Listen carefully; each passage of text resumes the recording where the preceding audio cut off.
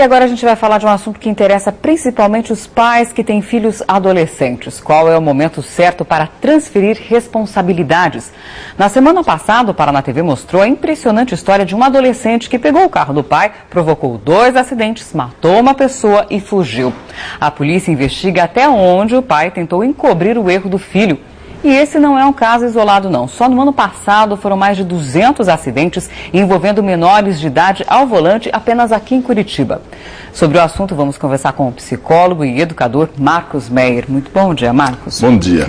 A gente sabe que menores não podem dirigir, os pais também sabem, então não falta informação. O que falta, então?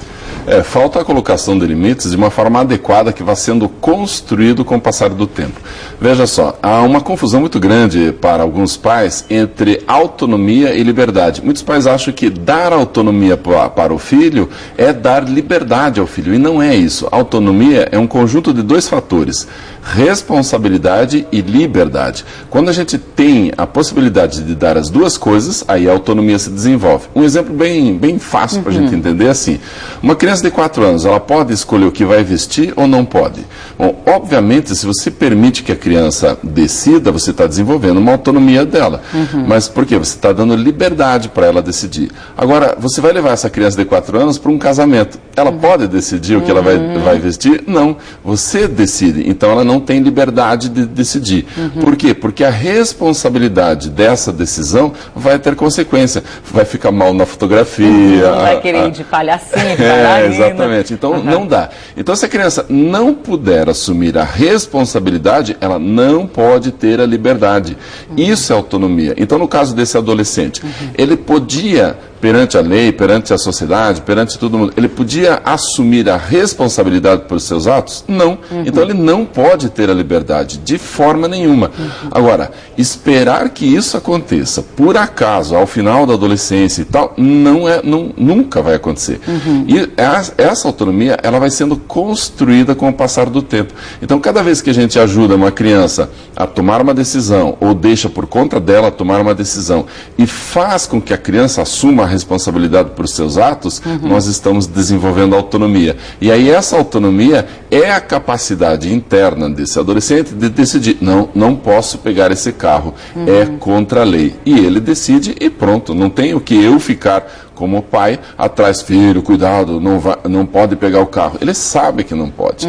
E isso já foi construído com ele. E quais são as consequências do pai encobrir o erro do filho? Por exemplo, nesse caso, a polícia está investigando, mas se realmente foi isso que aconteceu, o pai encobriu o erro do filho, quais são as consequências? Bom, quando um pai faz esse tipo de coisa, ele também está incorrendo na lei, ele está com problemas com a lei, ele não pode fazer isso perante a lei, isso também é crime. Encobrir um crime é contra a lei, então ele também está cometendo um crime. Isso já mostra um outro problema. Se esse pai prefere encobrir o problema cometendo um crime e não, nesse momento agora, vamos resolver da melhor forma possível, então já mostra mais uma vez o problema. Mas é muito comum que os pais tentem fazer isso por uma questão de envolvimento emocional extremamente proteção, grande. Muitas vezes. Claro. Então o pai vai tentar encobrir. Mas isso não poderia fazer com que ele deixasse a lei de lado. Agora, quando a gente faz esse tipo de coisa, vai encobrindo os erros do filho, não, coitadinho, ele é criança, não, ele só deu um tapa. Ele deu um tapa na cara da tia, mas ele é tão pequenininho. Então, quando a gente vai admitindo os pequenos erros, os grandes vão aparecer. Agora, quando a criança, desde pequena, já é cobrada, não, isso não pode bater, vai lá, pede desculpas, peça com licença, por favor, muito obrigado. Tudo aquilo que as avós falavam assim: tem que ter bons modos, meu filho, né? Esses bons modos, eles vão sendo construídos. E aí não existe esse acobertar o crime, a transgressão da criança. E por falar em transgressão, a gente sabe que a velocidade, ela atrai muito, principalmente os adolescentes, né?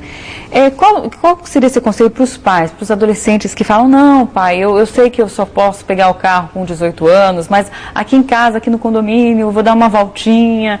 Qual seria o seu conselho para esses pais? A ideia é assim: não não tem a possibilidade, isso não pode nem começar. É contra a lei. É ponto final, ponto pacífico. Quando a gente tem esse tipo de postura, tolerância zero contra as pequenas transgressões, as grandes não vêm. Agora, um exemplo bem prático.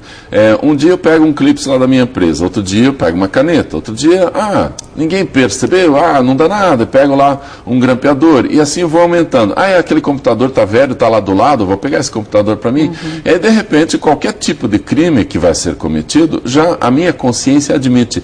Tem uma ilustração muito interessante, que é assim, quando a gente vai permitindo essas pequenas transgressões, a nossa consciência vai permitindo cada vez mais outras maiores. Vai se estendendo, Vai se estendendo. É como se fosse uma balança de precisão. Se eu com pequenos problemas, pequenas transgressões, já percebo, eu não deixo que as outras venham. Então a minha balança é uma balança de precisão. Agora, se a minha consciência deixa qualquer coisa, a minha balança fica aquela balança de pesar gado. 10, 1 quilo, não faz diferença. E aí nós temos um problema. Muitos pais reclamam que, dizem que até a fase da adolescência os filhos obedeciam, os filhos concordavam, mas a partir da adolescência há uma resistência maior. Isso é natural? É natural. No período da adolescência, existe um momento da transgressão contra a lei paterna e lei materna. Essas pequenas transgressões são importantes. Por exemplo, o pai combina com o filho 1h da manhã para ele chegar em casa porque ele foi numa festa. Aí o filho chega 1h10, tem muitos pais que dizem, tudo bem, só 10 minutos. Não, ele transgrediu. O filho tem que saber que ele transgrediu. Filho, você chegou 1h10, não foi esse combinado. A semana que vem você não vai na festa. Esse é o nosso combinado, isso já tinha sido acertado. Lembra? Tá bom, pai. Então, já combinou, ótimo. Agora, quando a gente, só foi 10 minutos, tadinho, ele é adolescente, então a gente vai permitindo isso de uma forma muito grande e não deve acontecer. Então, é normal que o adolescente transgrida, é normal que isso aconteça, que ele vá contra a autoridade, mas a gente tem que mostrar para ele que ele agiu contra a autoridade, que ele cometeu uma transgressão. Senão ele não percebe isso e vai querer transgredir de verdade. Então ele vai para mais um passo, mais um passo. Então se você deixa ele chegar atrasado, depois você deixa ele chegar bêbado em casa. Aí depois o que vai acontecer? Então, essa transgressão ela é paulatina, ela vai aumentando cada vez mais. Então, a gente tem que fazer a demarcação logo no início para que essa escalada não aconteça. Tá ok, então. Muito obrigado pela sua presença aqui, Marcos. Um prazer. Um ótimo dia para você. Obrigada.